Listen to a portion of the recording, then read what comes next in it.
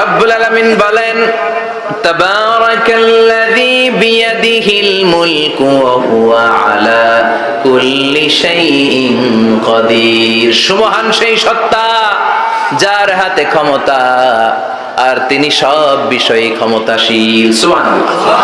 তাবারাকাল্লাযী বিয়াদিহিল মুলক, মহামহিম সে সত্তা, সুমহান সে সত্তা, বিয়াদিহিল মুলকু, যার হাতে ক্ষমতা। ক্ষমতা কার হাতে? চিৎকার করে বলতে হবে, কার হাতে? নাকি আমাদের হাতে? না সরকারের হাতে, পুলিশের হাতে, র্যাবের হাতে, মাশরাফির হাতে, হিরো আলমের হাতে? ক্ষমতা কার হাতে? ক্ষমতা শুধুমাত্র একজনের হাতে। চিল্লায় বলেন, তিনি কে? আল্লাহর হাতে ক্ষমতা, আর তিনি হচ্ছেন সকল ক্ষমতার উৎস, centre of the all powers. সব ক্ষমতার উৎস কে? নাকি জনগণ? আমরা কিন্তু এটাই শিখি, এদেশে আমাদেরকে রাষ্ট্রীয় ভাবে শিখানো হয়, এটা রাষ্ট্রীয় কুফরি। সকল ক্ষমতার উৎস জনগণ নয়, সকল ক্ষমতার উৎস কে? উনি ক্ষমতার উৎস, তিনি ক্ষমতাশীল, মহা ক্ষমতাধর, তার ক্ষমতার সাথে কারো তুলনা হয় না। আমাদের কি ক্ষমতা আছে? কথা বলেন। বল্লা পোকার কামড় খাইছেন? হ্যাঁ, মৌমাছি কামড়াইছে? মৌমাছি কামড়াইলে চিল্লাচিল্লি শুরু করে, তো কি ক্ষমতা আছে আপনার? বল্লা কামড় মেয়েরা দেয়, ধরে মার মইতেও পারি না। কুত্তায় কামড়াইলে আমরা কুত্তারে কামড়াইতেও পারি না। কথা বলেন। আমরা নাকি ক্ষমতার মালিক। পিছন থেকে কেউ যদি বলে হুজুর সাপ, মজা করে বলছি, এতই ভয় পাইছি। আসলে যদি ফস করে আসতো শব্দ, স্লোগান দেওয়ার বলায় লিল্লাহে তাকবীর, আল্লাহু আকবার, আমার ভাই তোমার ভাই, কাপায় ফেলামো নামায় ফেলামো। কথা বলেন। আর যদি পেছন থেকে কেউ আওয়াজ করে বলে সাপ, দৌড়। আপনারা কি দৌড় দিবেন? আমরা এদিক দিয়ে দৌড় দিব। কথা কন। চাচা আপন প্রাণ, জীবন বাঁচানোর জন্য ভয়ে পাগল। সাপ লাগবে না, বাবা ব্যাং চিনেন? মাইথা দিয়ে নাই বোধহয়। আছে আছে। কি করে? খালি লাফায়। 10টা ভাওয়া ব্যাং যদি ছেড়ে দেওয়া হয়, স্টেজে 2টা আর বাকি 8টা এদিকে, ভাওয়া ব্যাং আর কি লাভ দিবে? এর চেয়ে লাফালাফি শুরু করবো আমরা। কথা বলে। আর আমরা দাবি করি আমরা ক্ষমতার উৎস। কোনো ক্ষমতা নাই। একবার ডায়রিয়া হলে 3বার টয়লেটে গেলে আর চেহারার দিকে তাকানো যায় না। কারে মাফ করে দে, আই মরে যাইও, আই হাইতান ন, আছে না নাই? তো পারবেন না কেন? না ক্ষমতার উৎস, আপনি না ক্ষমতার উৎস। আরে আপনার তো কোনোই ক্ষমতা নাই। খুলিকাল ইনসানু দাঈফা, মানুষকে দুর্বল থেকে দুর্বল করে তৈরি করেছে কে? এজন্য রব্বুল আলামিন বলেন তাবারাকাল্লাযী বিয়াদিহিল মুলকু ওয়া হুয়া আলা কুল্লি শাইইন কাদির। সুমহান সেই সত্তা যার হাতে ক্ষমতা। চিল্লায় বলেন, ক্ষমতা কার হাতে? আমাদের হাতে কোনো ক্ষমতা নাই। আমরা হলাম দুর্বল। আমরা কি? দুর্বলের ঘরে দুর্বল। আমরা যখন জন্মেছিলাম দুর্বল। আমার ছোট্ট একটা মেয়ে আছে, আমি অবাক হয়ে থাকি যে আমিও তাইলে ছোটবেলায় এরকম ছিলাম। না খাওয়ালে খেতে পারে না, পেশাব পায়খানা করে, ঘর নষ্ট করে, বমি করে, দাঁড়াতে পারে না, শুইতে পারে না, লালা পড়তে থাকে, ক্লিন করতে হয়, সব সময় তাকে সার্ভ করতে হয়। কি দুর্বল ছিলাম আমরা। ওই দুর্বলতা থেকে যৌবনের সাময়িক একটা সময় পাই রক্ত গরম। এরকম রক্ত গরম তোমার আগে ছিল না। আগে তুমি দুর্বল ছিলা। তুমি শুধু দুর্বল না, তুমি দুর্বলের ঘরের দুর্বল। আমাদের 14 পুরুষ দুর্বল ছিল, বলেন ঠিক কিনা? কি ক্ষমতা আমাদের? দুর্বল হয়ে দুনিয়ায় জন্মালাম, সাময়িক কিছু সময়ের জন্য যৌবনের শক্তি পেলাম, আবার ওইটার পরে আবার দুর্বল হয়ে গেলাম।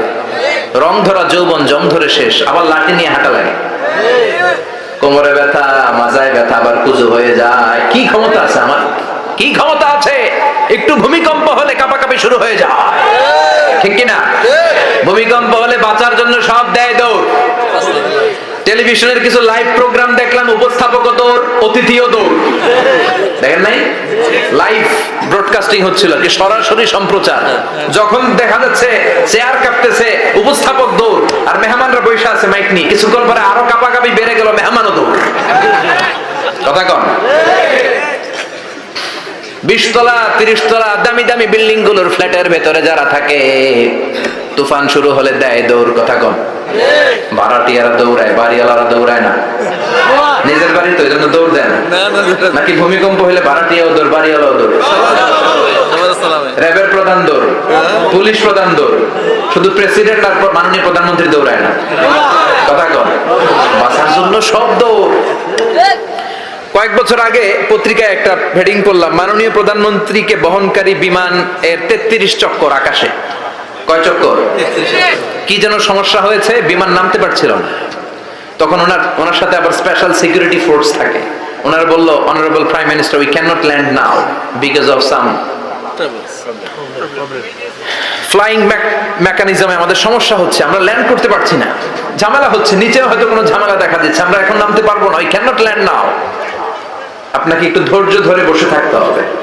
তখন ওই ওনাকে বহনকারী বিমানটা আকাশে 33টা চক্কর মেরেছিল। এটা নিয়ে কাভার করা হয়েছে পত্রিকায়। আপনার কি মনে হয় 17 কোটি মানুষের প্রধানমন্ত্রী, এদেশের সবচেয়ে ক্ষমতাধর নারী, উনি যখন বিমানে বসা অবস্থায় শুনলেন বিমানে ঝামেলা বা নিচে ঝামেলা, ওনার অন্তরে ভয় ঢুকছে কার? উনি বসে বসে জিকির করছে কার? তাহলে দেখেন, ক্ষমতাও সবসময় কাজে লাগে না। চিৎকার করে বলেন ঠিক কিনা?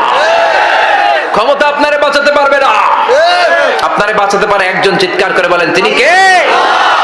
এজন তুফান যখন শুরু হয়, জলোচ্ছ্বাস যখন শুরু হয়, ঘূর্ণিঝড় যখন শুরু হয়, সিডর যখন শুরু হয়, বন্যা যখন শুরু হয়, তখন বোঝা যায় আল্লাহ কারে কয়। কক্সবাজারে যখন জলোচ্ছ্বাস হয়, মহেশখালী দ্বীপে যখন তুফান হয়, টর্নেডো হয়, জলোচ্ছ্বাস হয়, গৌতম বুদ্ধের অনুসারী যেই বুদ্ধ ধর্মের লোকেরা আছে, বুদ্ধ পাদ্রীরাও নেমে নেমে জিকির করা শুরু করে দেয় কার? সবাই তখন পড়ে লা ইলাহা ইল্লাল্লাহ,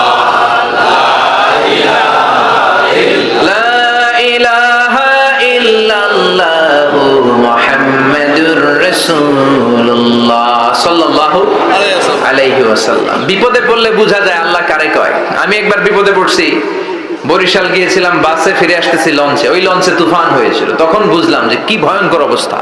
ওই লঞ্চের সবাই আস্তিক নাস্তিক, মুসলমান হিন্দু সবাই জিকির করা শুরু করে দিয়েছে আল্লাহ। সুবহানাল্লাহ কইবেন না?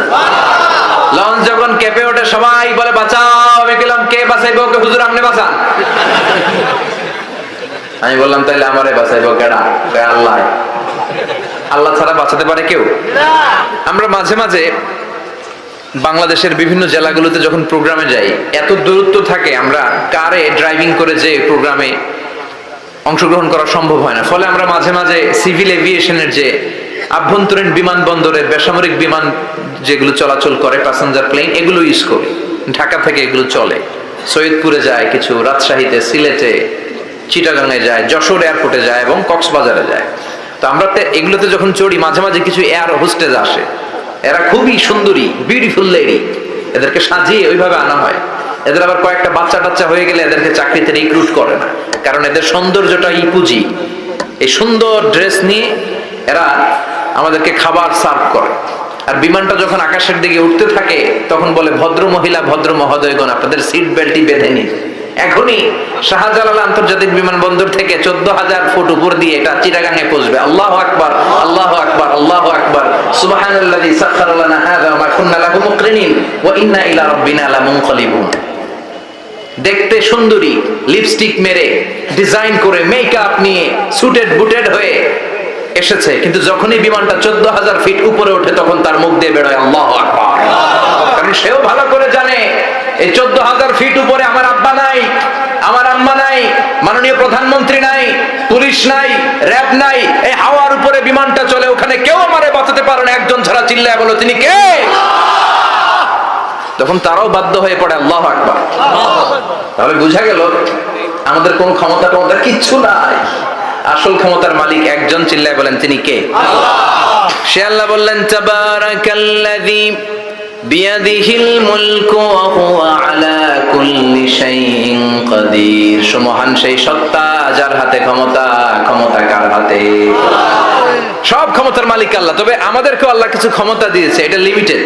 এটা কি? যেমন এই যে মাননীয় প্রধানমন্ত্রী ওনার দল নিয়ে, বাংলাদেশ আওয়ামী লীগ নিয়ে যে ক্ষমতায় আসলেন, কয় বছরের মেয়াদে? কোন কোন দেশে ক্ষমতায় আসে 10 বছরের মেয়াদে, আছে না নাই? আল্লাহ আসছে কয় বছরের মেয়াদে? 30 বছর, 40 বছর। আল্লাহর ক্ষমতার মেয়াদ 100 বছর। এরপরে রিনিউ করা লাগবে। এটা কথা বলেন। আল্লাহ বলেন, হুয়াল আউয়ালু ওয়াল আখিরু ওয়াল যাহিরু ওয়াল বাতিন ওয়া হুয়া বিকুল্লি শাইইন আলিম। আমি প্রথম, আমি শেষ, আমি প্রকাশ্য, আমি গোপন। ঠিক কি না?